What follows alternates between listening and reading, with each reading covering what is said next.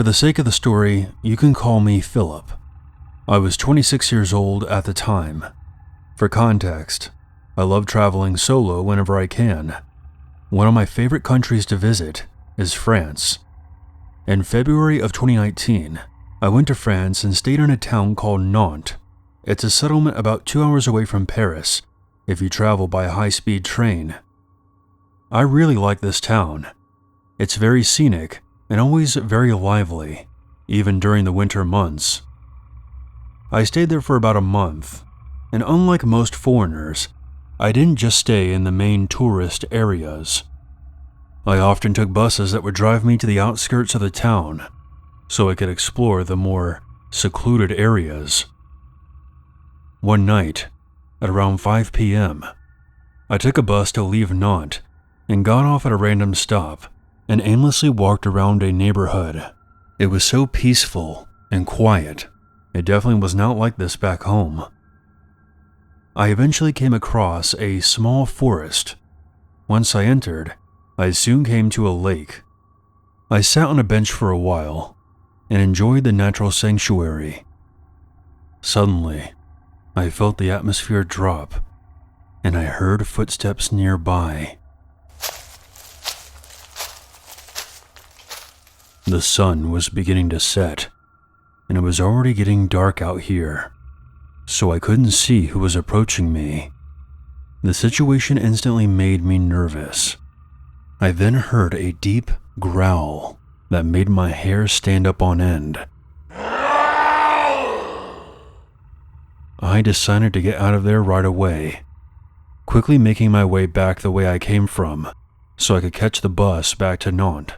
But once I arrived at the bus stop, I discovered that I still had 40 minutes before it got there. So I stood there alone, staring out into the creepy forest, knowing that there was something that sounded like an animal lurking somewhere nearby. I was on edge, to say the least. In the distance, I saw a tall figure emerging from the trees. Soon after seeing it, I heard a cranking sound. "Get the fuck out of here," I said, not believing what was happening. I had an inkling of what the person was doing, but my worst fear was confirmed when I heard a chainsaw firing up.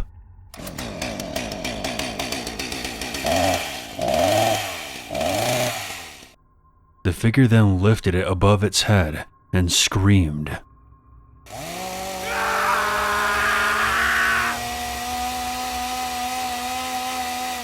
Then began charging toward me. Sweat poured down my face as my feet hit the ground. This was life or death, and slowing down could have meant the end. I was being chased by a chainsaw-wielding lunatic down a dark back road in France. A short time later, I saw a pair of headlights in the distance. By some miracle, a car was driving down the road, going in the opposite direction. The buzzing immediately ceased, and the figure disappeared back into the forest. The driver stopped and asked me what was going on. I tried my best to explain to him in my broken French, and he told me to get into his car. We then drove to a local police station and made a report, but since the French police are not very competent, and I don't think they even believed my story, I kind of figured that they weren't going to bother to do anything, and I haven't heard back from them since. The driver dropped me off at a tram station afterward. I thanked him, and he told me to be very careful next time, and said that France is not the paradise that people think it is, and there are dangers everywhere in the country. I still like to go exploring in the more secluded areas, but from now on, I only do it during the day. I grew up in a forested area, and I felt quite comfortable there most of the time. Nevertheless, I've stumbled into a few unsettling situations there that will firmly stick with me forever. This is one such occasion. I was 18 at the time. One evening, me and my two friends Mike and Paul, decided to go camping. Well, maybe camping isn't the right word, since we didn't intend to spend the night, only to chill out and have some fun around the campfire for a while. The plan was simple: head out, build a fire, drink a few bottles of wine, eat something, and then head back home for a good night's sleep. We all met at my house when it was still sunny outside. We got ready and soon headed out. Our destination was this old abandoned quarry in the middle of the forest, which was maybe 40 minutes from my house. Even though this quarry has a tragic and frankly creepy history, it's a popular place to hang out. When we got there, the sun was already slowly setting behind the hills. We quickly gathered all the firewood we could, so we didn't have to look for it later. As darkness fell and draped all of our surroundings into impenetrable blackness, we all managed to get the fire going. We were in good spirits, and were getting ready for our first toast. That is when we realized we had made a horrible mistake. We had forgotten the corkscrew. We were trying to open the bottle without it, but we quickly gave up. The bottles were quite expensive, and we didn't want to damage them. At this point, it was clear that one of us would have to sacrifice himself and jog back to retrieve the corkscrew. After a bit of back and forth, I volunteered. However, I had two conditions. Firstly, they would give me a hatchet in case something went wrong along the way. And second, no pranks when I got back. Mike and Paul agreed without hesitation. They shoved the hatchet into my one hand and a flashlight into another, and sent me on my way. As I was jogging through the forest, I heard a noise resembling a wild boar. I suddenly remembered a warning I received from an older hunter a few days ago. He said it was around this time of year. Boars get very dangerous, especially at night. I was a bit nervous, but luckily I managed to survive without incident. I arrived safely back to my house, much to the surprise of my mother, who didn't expect me back so early. I explained the whole ordeal, and she just laughed. I grabbed the corkscrew and was now back on my way. Not wanting to experience the unpleasantness of a boar encounter, I chose another, slightly longer path, this time through an open field. After a while, I got to our spot. It was a small clearing bordered on one side by massive rocks, maybe 70 meters tall, and the other side was thick forest. Somewhere in the middle of the clearing was our campfire. When I approached it, I realized there wasn't anyone there, although our backpacks were still on the ground and the fire was burning bright. Great. We specifically agreed that there would be no pranks when I got back, and these dicks are trying to be funny, I thought to myself. I sat down near the fire while facing the woods. I wasn't in the mood for games, and I was getting quite upset. That's when I heard a snapping of twigs and the rustling of leaves from the edge of the forest, perhaps 30 meters away from where I was sitting. The sound was rhythmic, and it was undoubtedly someone making their way through the forest. I aimed my flashlight to the spot where the sounds were coming from. Between the trees, I spotted a tall person wearing a dark hoodie. As I shined my flashlight on him, he stopped walking, turned to me, and just kept staring motionlessly, even though he was directly facing me. I couldn't really see his face. "Paul, I know you're trying to scare me. We had an agreement, so stop messing around and come out." As I got done yelling, the hooded figure just turned around and walked deeper into the forest. Just then, my phone began ringing.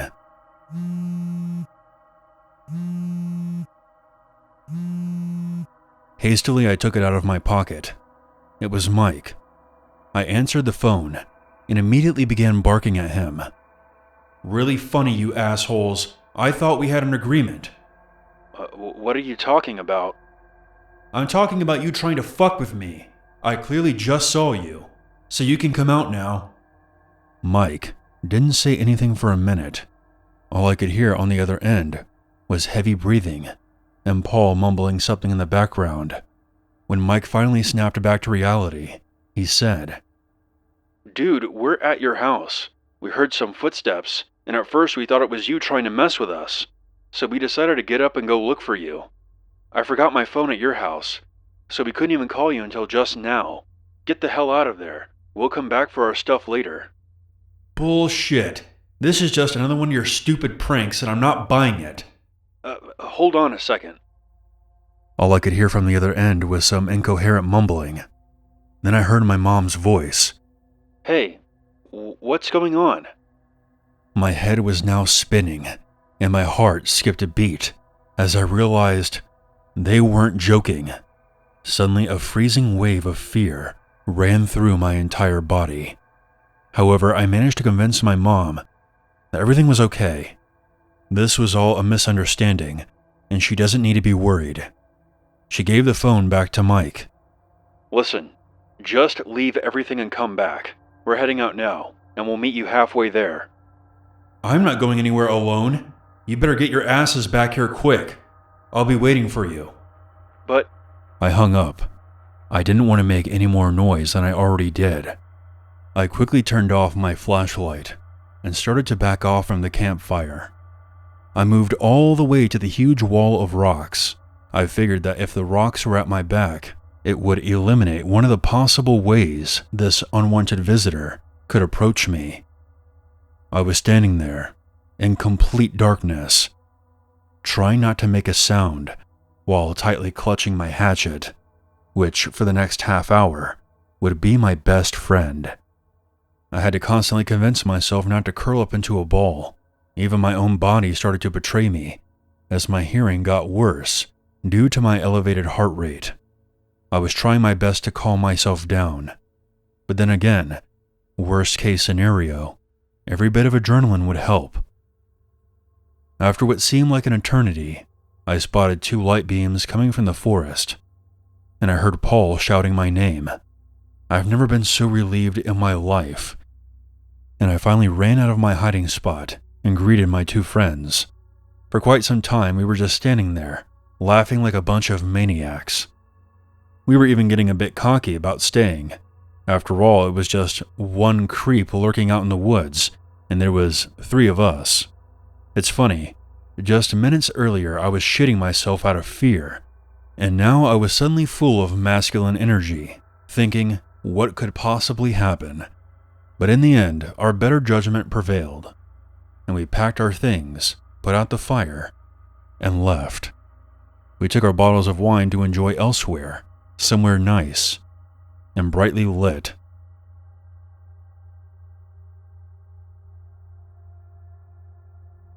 I'm a female, 24 years old, from the United Kingdom. Despite a few creepy instances as a child, there has only been one time in my adult life that I have truly felt primal fear.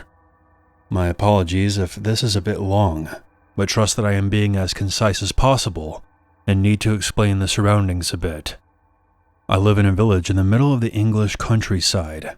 To paint an accurate picture of its size, it has a population of 4,000, but it feels more like 1,000 due to its spread out nature and being surrounded on all sides by fields, farms, and forest. It's kind of in the middle of nowhere, and because of this, it has notoriously bad phone and internet connections. Having lived here my entire life, I know the place like the back of my hand. I know all of the public footpaths through the forests and fields, where they connect, which are shortcuts, and where to cross deep streams, etc. I've gone on walks in this area throughout my childhood with my parents, and alone as an adult. Nothing bad has ever happened, and I always felt safe. This story took place last summer in July. After I moved back home from university, I had yet to get a job and smoked a lot of weed, a habit that my parents despised, which I tried to keep hidden from them by going on evening walks. I would have multiple pre-rolled joints hidden away in my hoodie pocket. As usual this day, I got home at 5 p.m. We had dinner, but my mom and I chatted for a lot longer than usual. She had had quite a hectic day and was telling me all about it. Because of this, I ended up heading out for my walk than I normally do, around 7 p.m. But this was summer and the sun was still shining, so honestly, I didn't really consider that it would start getting dark while I was still out.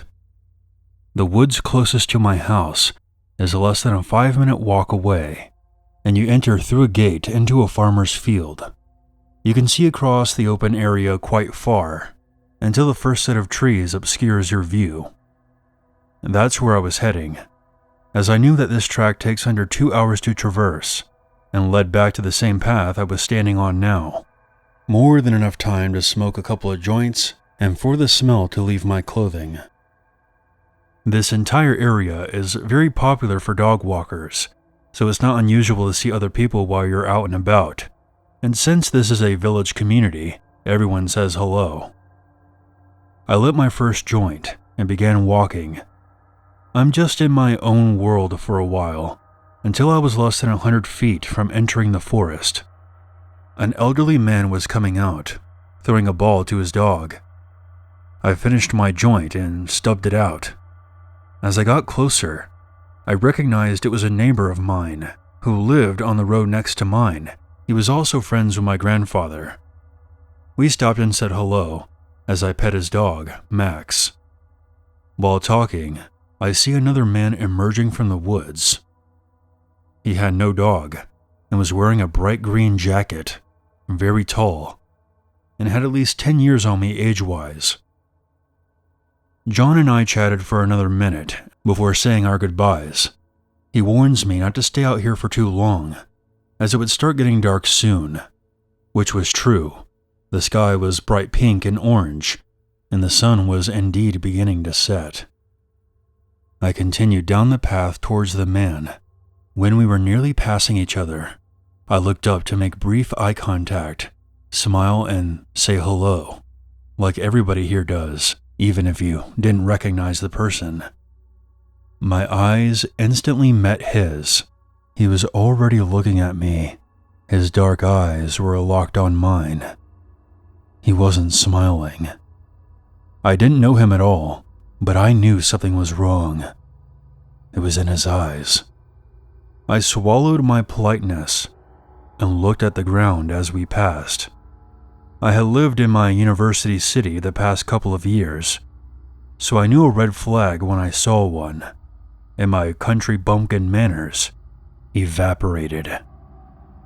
I quickened my pace, quickly glancing behind me. The guy was still walking in the same direction following John. I felt relieved, laughed, and cursed the weed for making me paranoid while lighting up another joint, and advanced further into the woods. It took about 30 minutes to follow the path through the woods to the end. The pathway exit opens into another field that led to another set of woods. The sky was now violet, and the dimming light had been obscured to me by the trees. I was smoking my last joint and was near the entrance of the second set of woods when I felt it. Fear. Crippling, absolute fear worked its way like electricity coursing through every layer of flesh. Standing at the exit of the first set of woods was the man. I could make out his green jacket in the dying light. He had doubled back, and quickly too. I looked behind me several times while I was in those trees, and he hadn't been there. For a second I froze, as did he. He knew that I was onto him. To sprint the distance between us would take him about 5 minutes. He was obviously in good shape. So I wasted no time and bolted into the second forest. It was the only way I could go, and I dare not look behind me. I sprinted for a couple of minutes before taking a sharp left turn, hoping to throw him off a bit, but I couldn't see a fucking thing. It was already beginning to get dark, and the trees made it 100 times worse. like fingers whipping and scratching at my bare legs so badly that I began to bleed. My lungs began to protest in pain, hating me for smoking so much before all this, while my heart was throwing itself against my ribcage, trying to escape. I couldn't run anymore, and I threw myself on the ground behind a very large tree. My back was against it, knees to my chest, hand over my mouth to stifle my labored breathing as I desperately tried to pump air into my lungs for the next sprint. I listened for the first time. A few seconds pass. Then I heard him. Heavy footfall snapping twigs about 20 feet behind me, but I dare not look in case he saw me.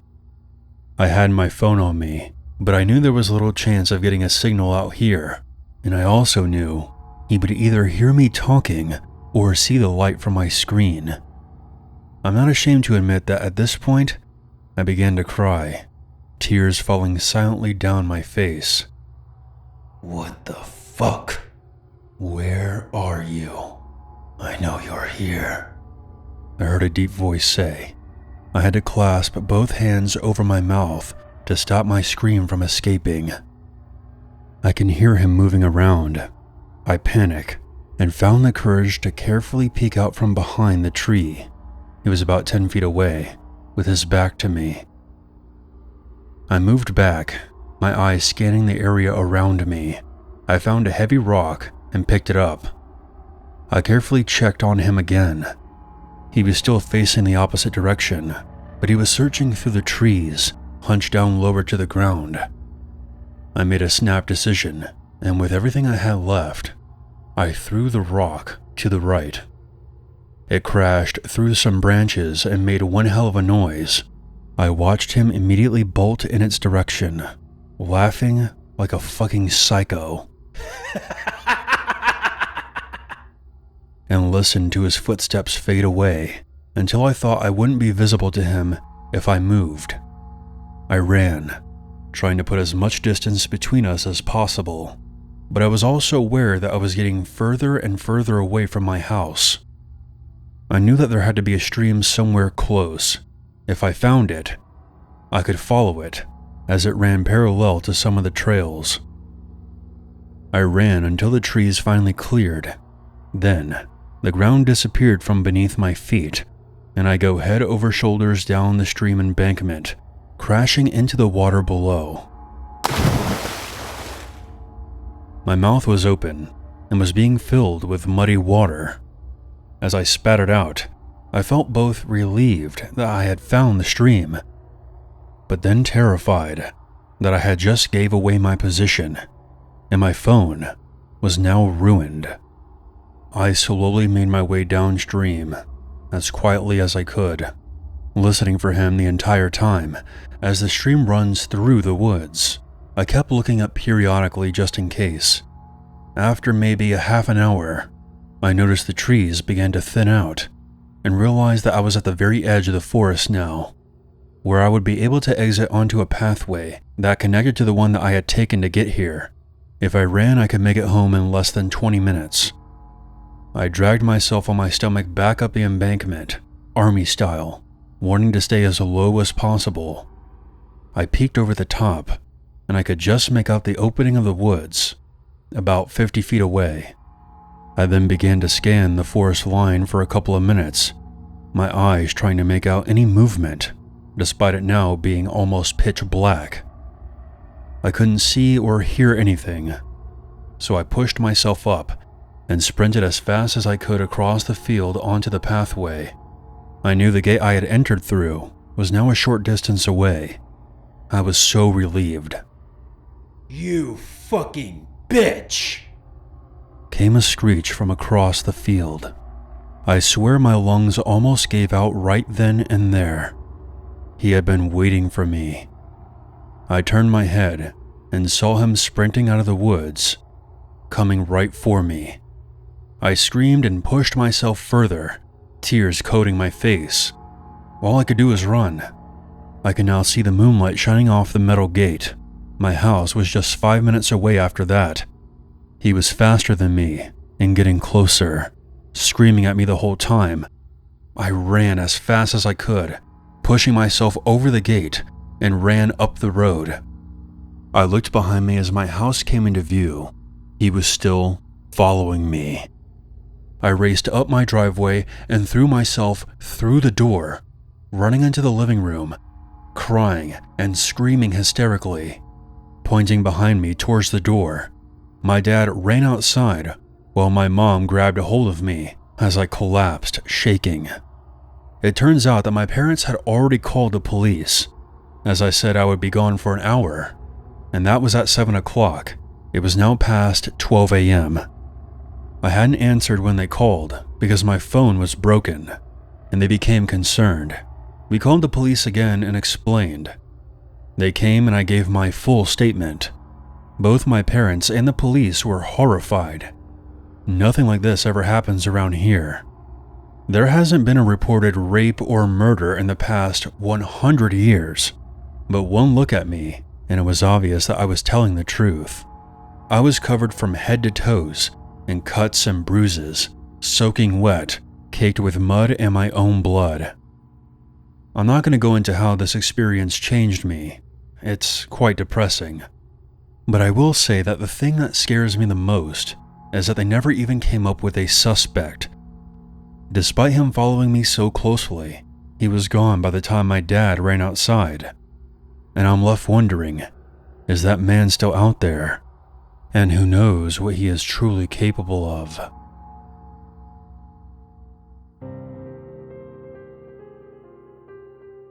Hey everyone, this is your Uncle Unit. Thank you so much for checking out my video. If you have a story that you would like me to narrate on this channel, please send it to my email, unit522submit@gmail.com. Make sure you hit the subscribe button so you don't miss out on any future content. And if you would like to support this channel even further, you can check out my merch store. There's a link for that in the description. I look forward to hearing from you, and I hope you stay tuned for the next video. Until then, never forget. There's